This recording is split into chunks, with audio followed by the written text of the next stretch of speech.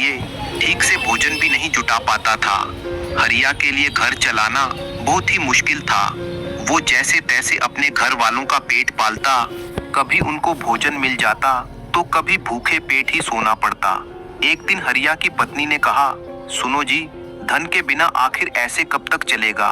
मैं जैसे तैसे करके घर चला लूंगी, अपने दोनों बच्चों का पेट पाल लूंगी, लेकिन आप धन कमाने के लिए परदेश चले जाइए। भूखों मरने से अच्छा है कि आप किसी की छोटी मोटी मजदूरी ही कर लें। अब पत्नी के बार बार कहने पर हरिया धन कमाने के लिए घर से निकल पड़ता है। वह जंगलों के रास्ते से प्रदेश के लिए रवाना हो जाता है। चलते चलते वो एक जंगल में पहुंच गया। दूर की यात्रा तय करके जा रहा था। बेचारा थक चुका था। बरगद का पेड़ को देखकर हरिया उस पेड़ के नीचे बैठकर आराम करने लगा। तभी उसने देखा कि एक सांप उस पेड़ पर चढ़ रहा है। उस पेड़ पर तोता और मैना का घोंसला था। सांप को देखकर तोता और मैना के बच्चे डर के मारे चिल्लाने लगे। हरिया समझ गया कि यह दुष्ट सांप इन बच्चों को खाने आया है। हरिया उठ गया और फटाफट पेड़ पर चढ़ गया। वह सांप को मार देता है और फिर नीचे आकर लेट जाता है। तोता और मैना के बच्चे उनकी रक्षा करने वाले उस गरीब आदमी को मन ही मन बहुत दुआएं देते हैं। कुछ देर बाद जब तोता और मैना अपने बच्चों के पास आए तो उन्होंने अपने माता पिता को पूरी घटना बताते हुए कहा कि इस पेड़ के नीचे जो इंसान लेटा है उसने आज एक भयंकर सांप से हमारे प्राण बचाए हैं। अपने बच्चों के मुख से उस मुसाफिर की प्रशंसा सुनकर तोता और मैना उस गरीब आदमी के पास गए और कहने लगे, हे मनुष्य, तुमने आज हमारे बच्चों की जान बचाकर तुमने हम पर बहुत बड़ा उपकार किया है। भाई, आप कौन हो और कहाँ जा रहे हो? हरिया कहता है, हे पक्षी, मैं एक गरीब आदमी हूँ और धन कमाने के लिए परदेश जा रहा हूँ। तोता बोला, भाई, तुमने हम पर बहुत बड़ा उपकार किया है। बच्चों से अधिक प्रिय तो किसी को कोई नहीं होता। आप भी तो धन कमाने अपने बच्चों के लिए ही जा रहे हैं। आपने हमारे बच्चों की जान बचाई है तो हम आपके बच्चों की भूख मिटाना चाहते हैं। तब तोते ने बताया, हम दोनों पति पत्नी हमेशा कीमती मोती खाते हैं और हमने सुना है कि यह मोती मनुष्यों के लिए बहुत मूल्यवान होते हैं। हम तुम्हें कुछ मोती देते हैं, तुम उन्हें बेचकर बाजार से खाने पीने का सामान ले आओ और आज से तुम यहीं रहकर हमारे बच्चों की देखभाल करो। हम तुम्हें इसी तरह से रोज ये कीमती मोती ला कर देंगे। ये सुनकर हरिया प्रसन्न हो जाता है और सोचने लगता है कि अगर मुझे यहीं धन मिल जाएगा तो मुझे प्रदेश जाने की क्या जरूरत है। हरिया तोते से मोती ले लेता है और कुछ मोती लेकर बाजार जाता है। अपने खाने पीने का सामान खरीद लाता है। उस पेड़ के नीचे उसने एक झोपड़ी बना ली और वहीं रहने लगा। हरिया वहीं रहकर तोता और मैना के बच्चों की देखभाल करने लगा। अब तो तोता और मैना निश्चिंत हो गए। उन्हें उनके बच्चों की रक्षा करने वाला जो मिल गया था। अब वे निश्चिंत होकर भोजन के लिए सुबह अपने घोंसले से उड़ जाते और शाम को लौट कर आते। अपने बच्चों को घोंसले में सुरक्षित देखकर वे बहुत खुश होते और हरिया का धन्यवाद करते। वह रोज कुछ मोती लाकर उसे दे देते। इस तरह से तोता और मैना की नौकरी करते हुए हरिया को 2 महीने बीत जाते हैं। अब तोता और मैना के बच्चे भी बड़े हो गए थे। अब उस गरीब आदमी को अपनी पत्नी और बच्चों की याद आने लगी। एक दिन उसने तोता और मैना से कहा कि मैं अपने घर जाना चाहता हूँ। पता नहीं मेरी पत्नी और बच्चे कैसे होंगे। तब तोता और मैना कहते हैं, भाई, अब तुम निश्चिंत होकर अपने घर जा सकते हो। हमारे बच्चे भी अब उड़ने के काबिल हो गए हैं। अब कोई भय नहीं है। तुम अपनी पत्नी और बच्चों से मिलो।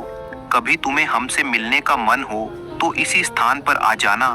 इतना कहकर तोता और मैना हरिया को ढेर सारे मोती दे देते हैं। अब हरिया उन मोतियों को लेकर अपने घर जा पहुंचा। जब उसने वह मोती अपनी पत्नी को दिखाए तो वह बहुत प्रसन्न हुई। उसने पूछा, स्वामी, तुम यह कीमती मोती कहाँ से लाए हो? हरिया बोला, मैं पिछले 2 महीनों से एक तोता और मैना की नौकरी कर रहा था। उन्होंने मुझे यह कीमती मोती दिए हैं। यह मोती बहुत कीमती और अनमोल है। इन्हें बेचकर हम बड़ा सा घर बनवाएंगे। अपने बच्चों को अच्छे वस्त्र और तुम्हारे लिए नए नए गहने खरीदेंगे। अब हरिया उन मोतियों को बेचकर बाजार से घर का जरूरी सामान ले आया। कुछ ही महीनों में उसका नया घर बनकर तैयार हो गया और वो आराम की जिंदगी जीने लगा। उस नगर के राजा प्रताप सिंह एक अजीब रोग से पीड़ित हो गए थे। नगर में दूर दूर से बड़े बड़े वैद्य राजा को देखने आए और अपने अपने तरीके से उनका इलाज करने लगे, लेकिन राजा के स्वास्थ्य में कोई सुधार नहीं हुआ। जब किसी के इलाज से राजा ठीक नहीं हुए तो एक वैद्य ने कहा,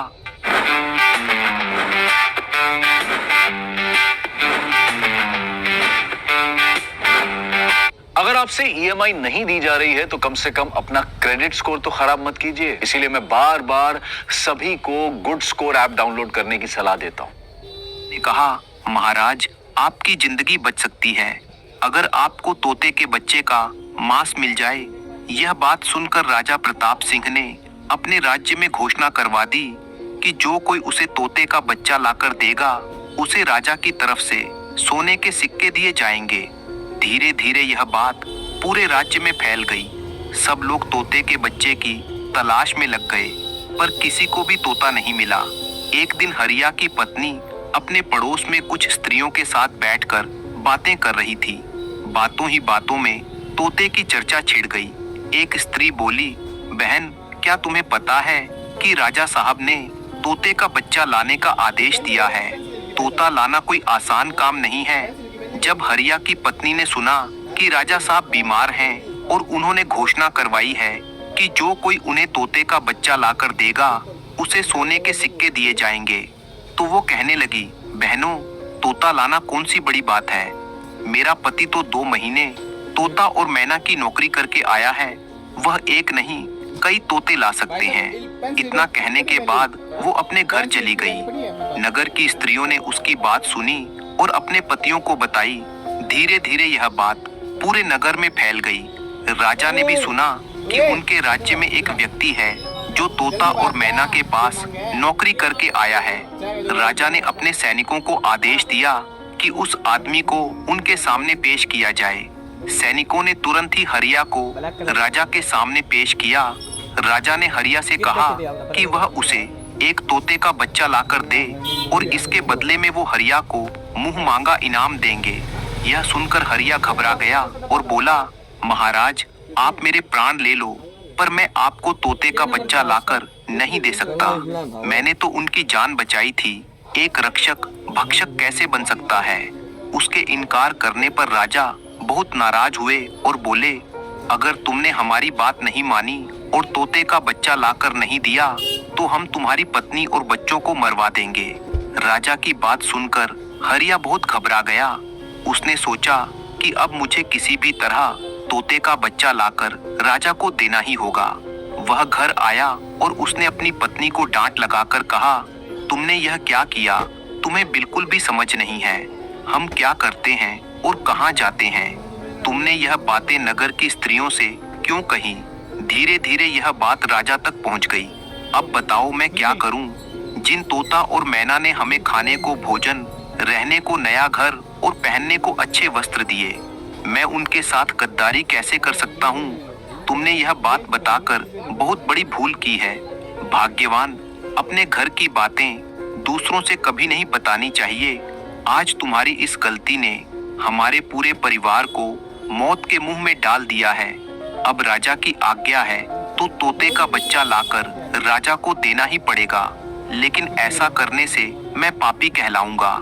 जिन बच्चों की मैंने इतने दिन देखभाल की, जिन्हें मैंने मरने से बचाया, अब मैं उन्हें किस प्रकार मौत के मुंह में डाल दूं?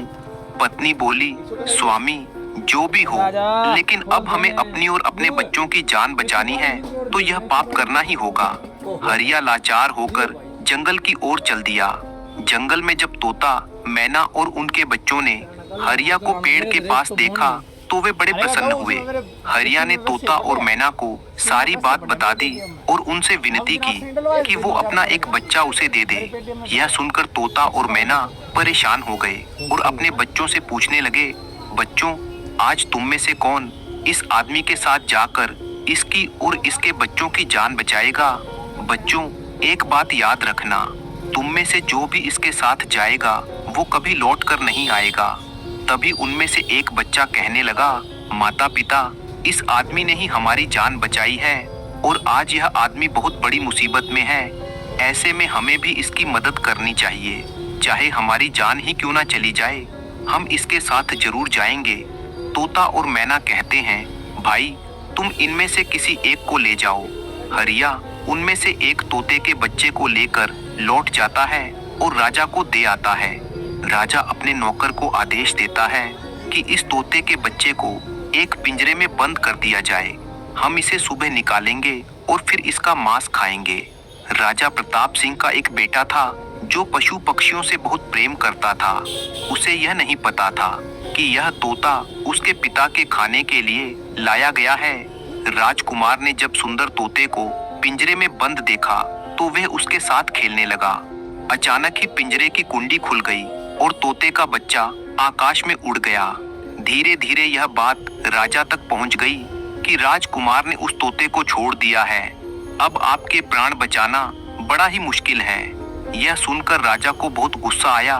उसने तुरंत राजकुमार को बुलाया और कहने लगा, बेटा तुमने उस तोते के बच्चे को क्यों छोड़ दिया? राजकुमार बहुत घबरा जाता है और कहता है, पिताजी मुझे क्या पता था कि वह उड़ जाएगा, मैं तो उसके साथ खेल रहा था।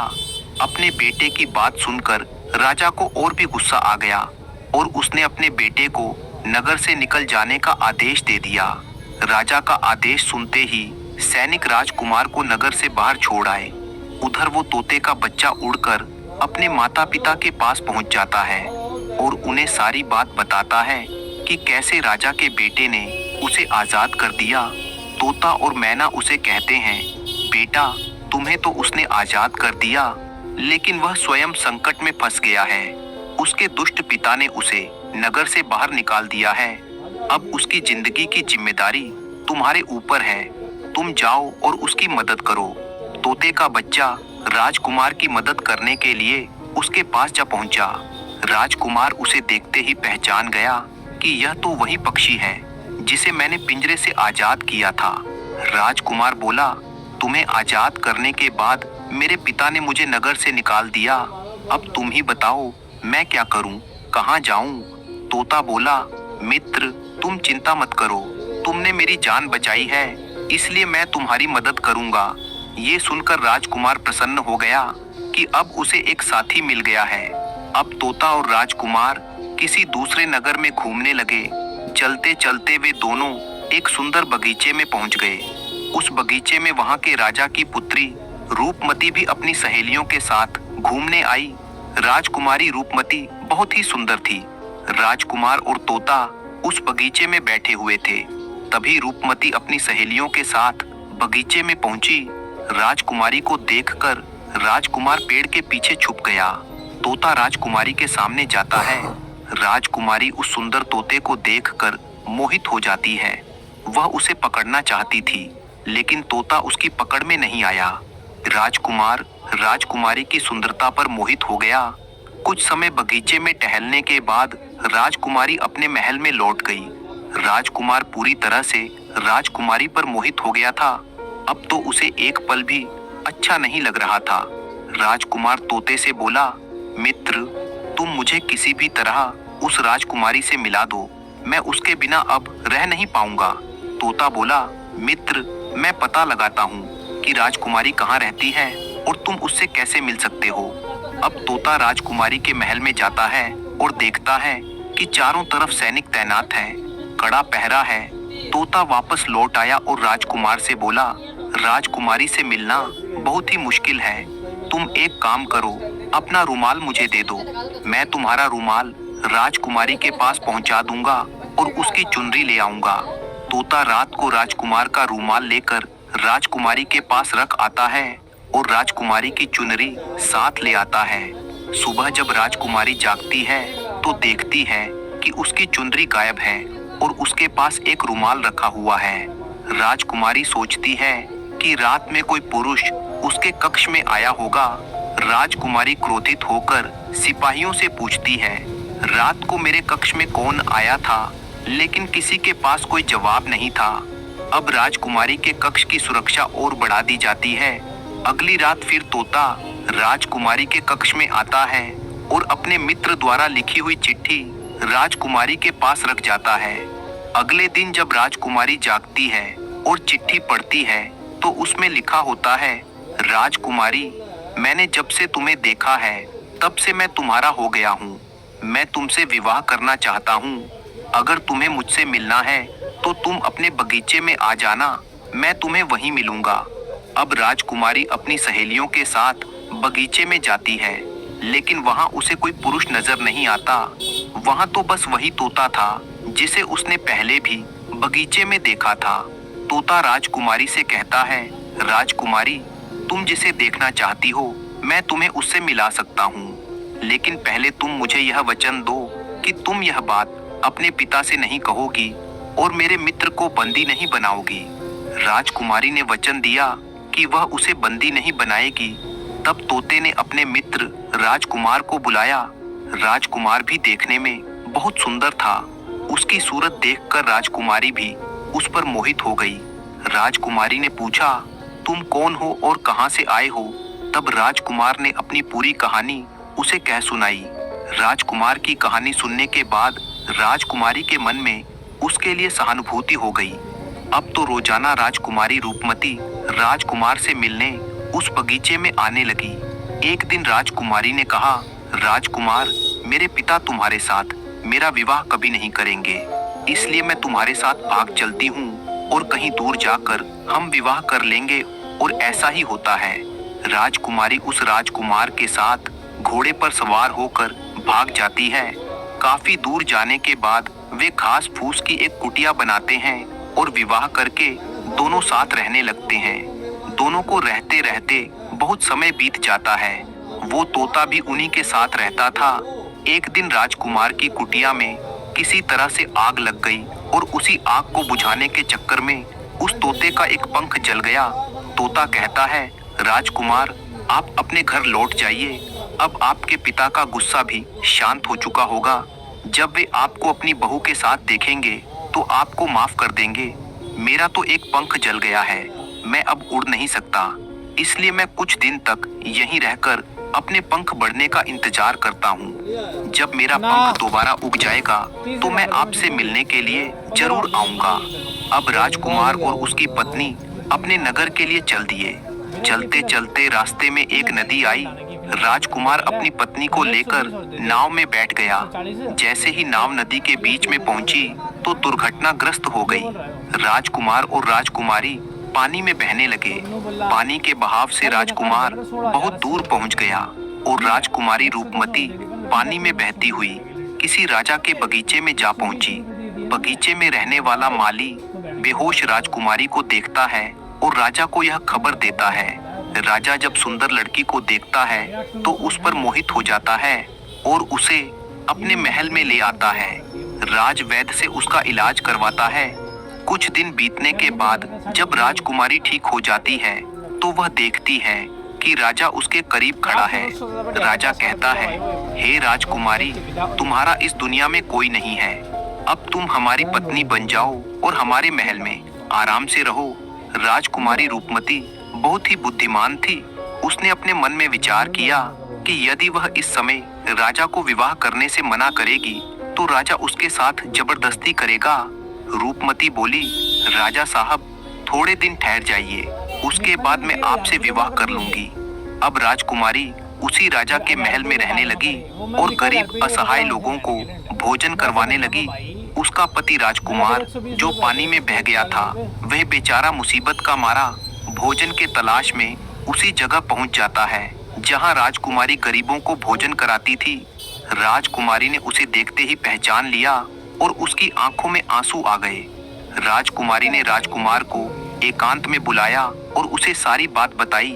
उसने कहा, स्वामी, आप यहाँ आराम से रहिए और इसी राजा की नौकरी कीजिए। जब हमें मौका मिलेगा तब हम यहाँ से भाग चलेंगे। राजकुमार उसकी बात से सहमत हो गया और राजा का नौकर बनकर महल में रहने लगा। वह राजकुमारी रूपमती की सहायता करने लगा और गरीबों को भोजन परोसने लगा। लेकिन राजा को ये नहीं पता था कि राजकुमार उसका पति है। राजा तो उसे अपना नौकर समझता था। रोजाना राजकुमारी रूपमती राजकुमार के साथ पक्षियों को दाना डालने जाती। एक दिन वही तोता राजकुमारी के यहाँ दाना चुगने आया। अब उसके नए पंख निकल आए थे। जब वो दाना चुगने लगा तो उसने राजकुमार और राजकुमारी को पहचान लिया। उन्होंने तोते को पूरी बात बता दी कि किस प्रकार वे दोनों यहाँ फंस चुके हैं और राजा को नहीं पता कि वे दोनों पति पत्नी हैं। तब तोता बोला, आप चिंता मत करो, आज रात जब राजा के सभी सैनिक सो जाएंगे तब मैं तुम्हें यहाँ से निकालकर तुम्हारे पिता के घर पहुँचा दूंगा। जब रात होती है तो राजा के सभी सिपाही गहरी नींद में सो जाते हैं। तो तोता इस बात की खबर राजकुमारी को करता है और तोते की मदद से उसी समय राजकुमारी और राजकुमार महल से निकल जाते हैं। रात के अंधेरे में राजकुमार अपनी पत्नी के साथ अपने राज्य में पहुंच जाता है। राजकुमार अपनी पत्नी को साथ लेकर अपने पिता के पास पहुंचता है। उन्हें देखकर राजकुमार का पिता बहुत प्रसन्न होता है। उसे इस बात का पश्चाताप तो था ही कि उसने अपने बेटे को नगर से निकालकर बहुत बुरा किया था। वो अपने बेटे से क्षमा मांगता है। तब राजकुमार बताता है, पिताजी, मेरी रक्षा उसी तोते ने की जिसे आप मारकर खाना चाहते थे। उसी ने शत्रुओं से मेरे प्राण बचाए। राजकुमार के मुख से तोते की बात सुनकर राजा बहुत प्रसन्न हुआ और उसी दिन से राजा ने प्रण किया कि आज से हमारे राज्य में कोई भी पशु पक्षियों को नहीं मारेगा और सभी लोग उन्हें अगला की नौकरी खा जाओगे हम तो ऐसे हैं। अरे फिर मेरा भाई वहाँ पे है भैया, आपसे बताई तो थी मैंने।